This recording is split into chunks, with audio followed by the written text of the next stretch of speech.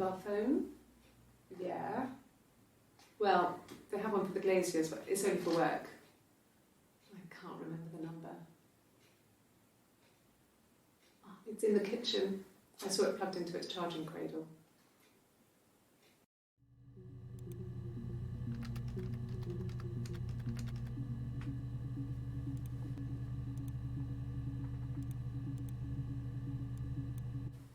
He was wearing a shirt, a blue turtleneck shirt and jeans. He has a watch. It's a really nice one. That was a gift from his boss, Eric. He had his coat, a long grey duffel coat, like Paddington Bear. He would have taken that with him. It's not in the house.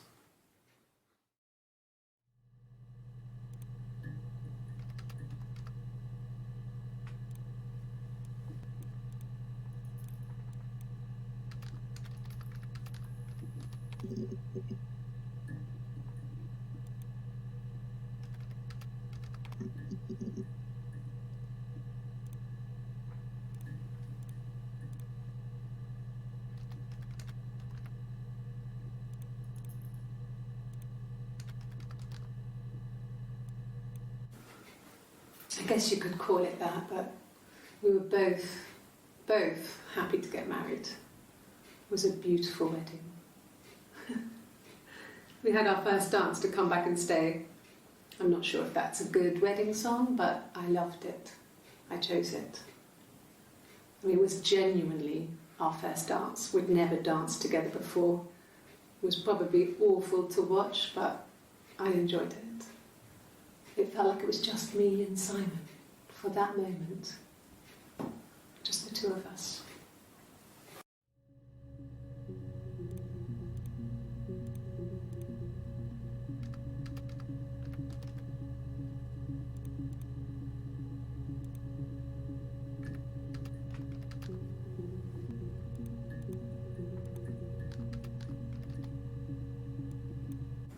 It happened very quickly. We hardly had to talk to each other. We agreed almost silently. The baby was what mattered. We'd help each other. We cleaned up. We bagged up the broken mirror, her clothes. They're gone. We took him down to the cellar. We knew we had an alibi, and we wanted the body to be found later. We wanted to have suspicion on us, so we could then disprove it, rather than have it linger. Better to keep the body in the house than risk being seen with it. The watch, that was my touch, to make sure the alibi stuck.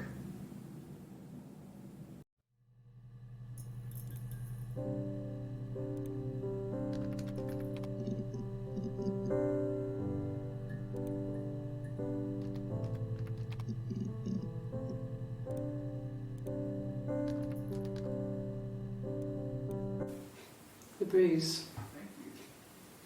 I have a really fast metabolism, so stuff like that just comes and goes. I don't know if there's much more that I can tell you that I haven't already told the other policemen. I found the body.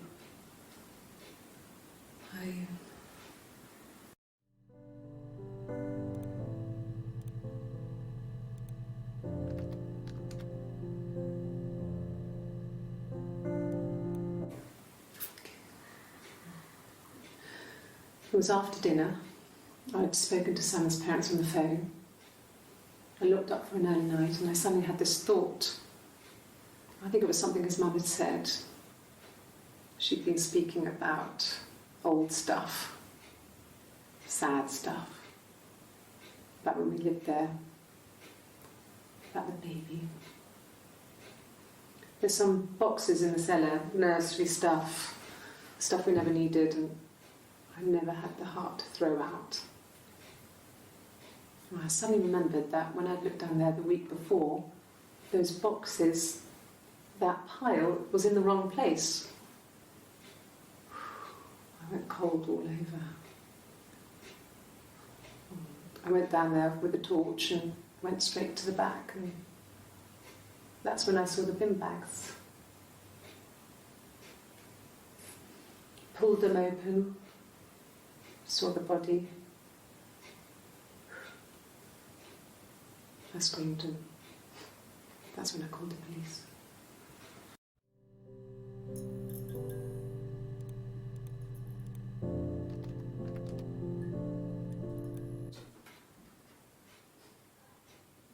His body,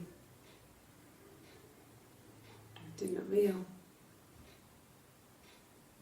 And his throat, it looked like his throat had been cut.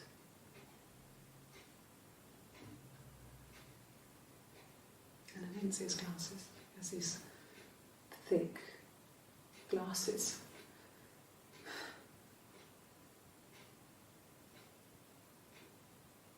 He doesn't always wear them.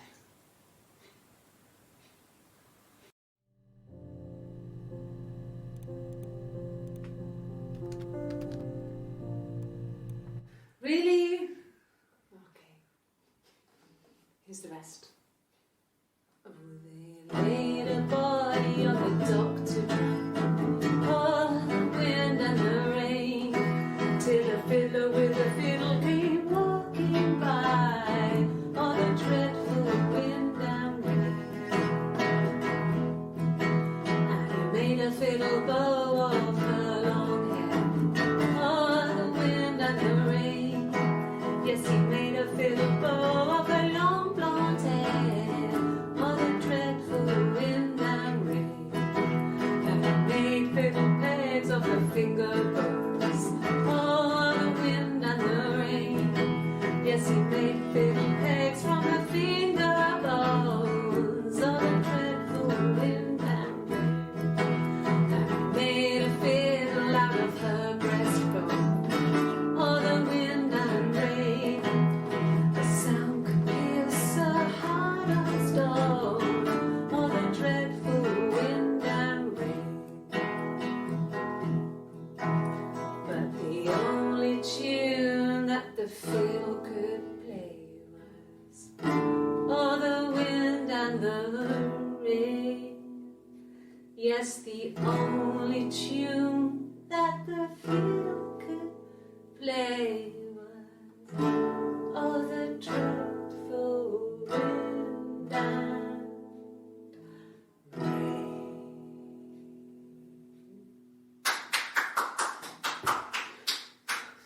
Anything you sing may be used as evidence against you.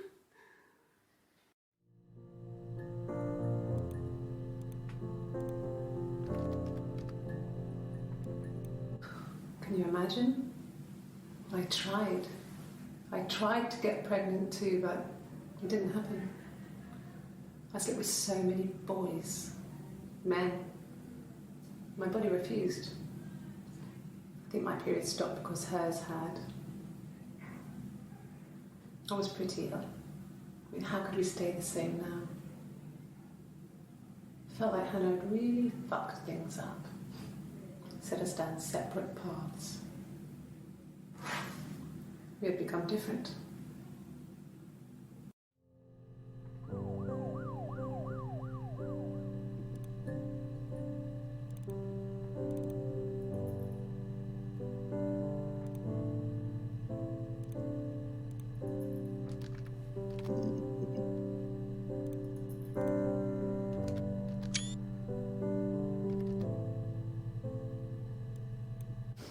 We spent the wedding night in a hotel in Brighton. It would have been too much to do more. We were saving for the baby. It was wonderful to be in a hotel, away from home, just alone together. Since then, we've always tried to get away for our holiday.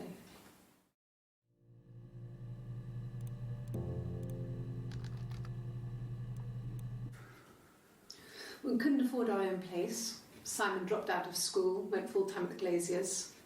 That was Eric's generosity. We moved in with his mum and dad. They had a spare room for us and the baby, if it came. It was a nice change, time to myself, living there for those months, full of hope.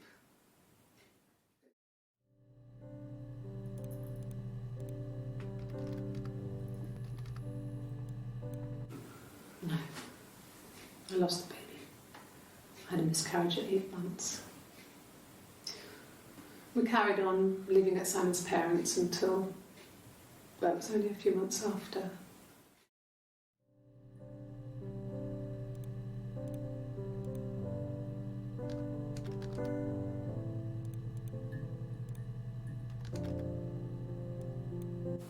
Yes. It was a shock to him. I mean, we never thought it was possible. I don't know what he... I mean, I hadn't decided whether to keep the baby. I wasn't really ready to talk to him about it.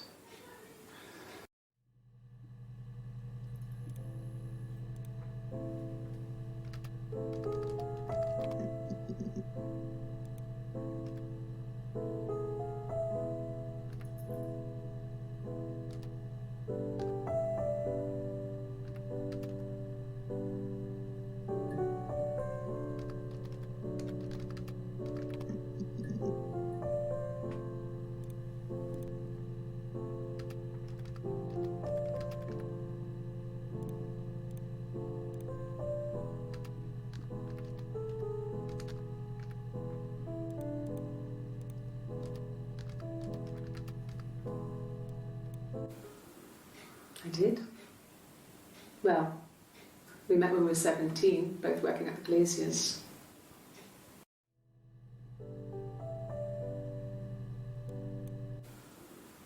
I did.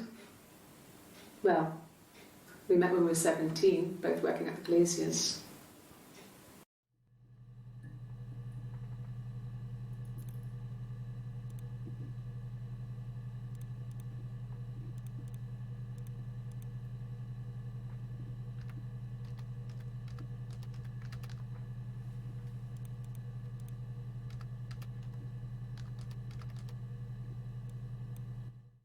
No, everyone loved Simon.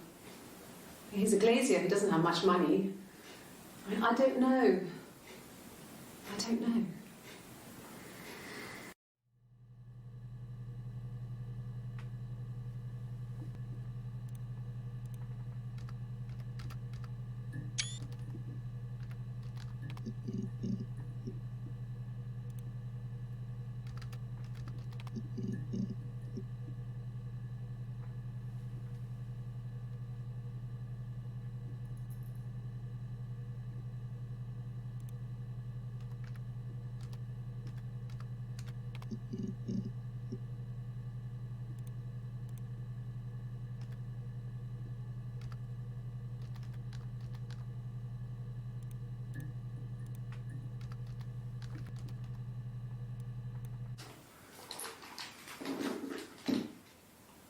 On his throat.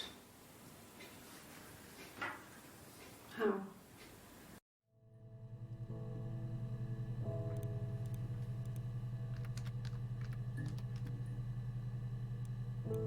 Like I said before, it was 3, something like that. I walked in, saw Simon. He was on the floor of the living room. His throat had been cut. There was a lot of blood.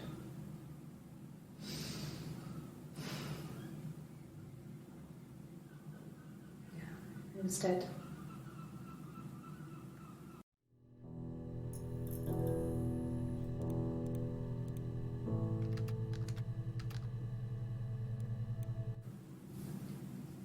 Her story is that she'd waited for him to come back. She put on my wig, some of my clothes, pretended to be me. They talked. She'd enjoyed being me. He said he wanted to be with me. Then he took out a present, another mirror. Just like the one he'd given her earlier. That unique present. She went crazy, smashed the mirror. They argued, screamed. He hit her. So she grabbed a piece of the mirror and just swung it round. She cut his throat clean open. She'd only meant to scare him off.